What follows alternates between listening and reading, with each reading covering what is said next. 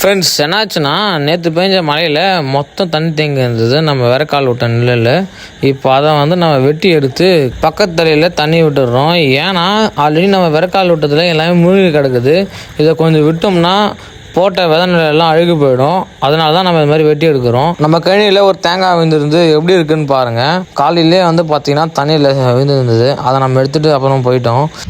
Friends ஆக்சுவலாக என்கிட்ட இருக்குது மீனும். இன்றைக்கி நம்ம வாழை செடிக்கு எப்படி மீன் அமிலம் விடலாம்னு சொல்ல போகிறேன். ஆக்சுவலாக அதோட ரேஷியோ என்னன்னு பார்த்தீங்கன்னா 20 ml 1 லிட்டருக்கு எடுத்துக்கிறோம். நம்ம பார்த்தீங்கன்னா நம்மக்கிட்ட 1 லிட்டரு இருக்குது.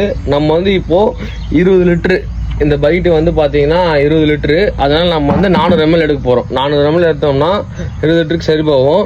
வாங்க நம்ம எப்படி ரெடி பண்ணுறோன்னு பார்க்கலாம்.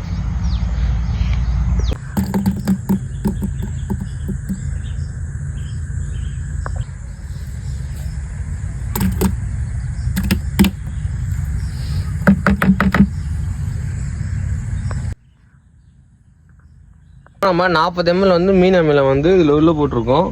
இதுக்கு நம்ம வாட்டர் ஆட் பண்ணணும். வாங்க எப்படி ஆட் பண்ணலாம்னு பார்க்கலாம்.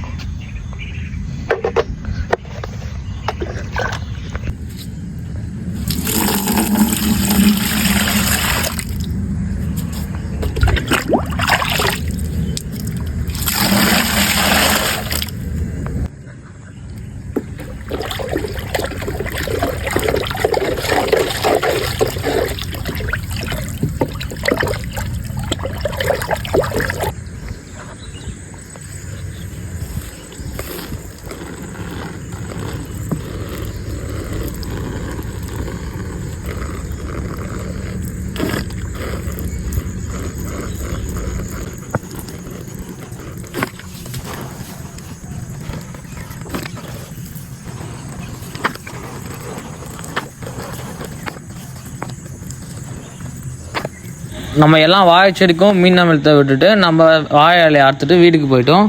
தேங்க்யூ பாப்பா. இந்த வீடியோ பிடிச்சிருந்தா மறக்காமல் லைக் அண்ட் ஷேர் பண்ணுங்கள். நெக்ஸ்ட் வீடியோவில் பார்க்கலாம்.